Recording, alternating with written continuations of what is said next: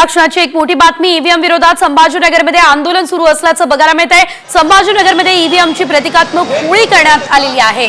त्यामुळे ईव्हीएम विरोधात संभाजीनगरमध्ये आता हे सर्व नागरिक जे आहेत ते संतप्त झालेले आहेत। ईव्हीएमची प्रतिकात्मक होळी करत ईव्हीएमचा निषेध या ठिकाणी करण्यात आलेला आहे। त्या दरम्यानची आपण दृश्य सुद्धा बघतोय। प्रतिकात्मक ईव्हीएम बनवून त्यांची होळी छत्रपती संभाजीनगर या ठिकाणी करण्यात आलेली आहे।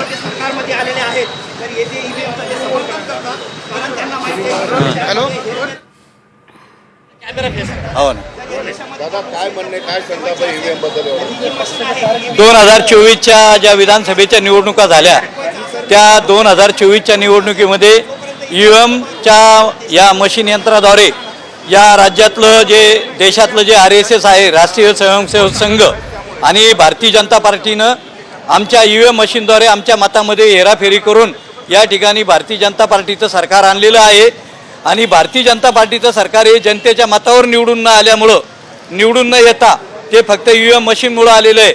आणि त्यामुळं 1932ला डॉक्टर बाबासाहेब आंबेडकरांनी जो जाती निवाडा जाहीर झाला होता त्या जाती निवाड्यामध्ये आमचा मतदानाचा अधिकार आम्हाला मिळाला होता। तो मतदानाचा अधिकार हिरावून घेण्याचं काम भारतीय जनता पार्टीने संघ करीत आहे। म्हणून आम्ही आज या ईव्हीएमची होळी केलेली आहे आणि येणाऱ्या काळामध्ये ईव्हीएमच्या विरोधामध्ये देशभरात आम्ही आंदोलन सुरू करीत आहोत। तुमचं नाव? रमेश गायकवाड, जिल्हा परिषद सदस्य।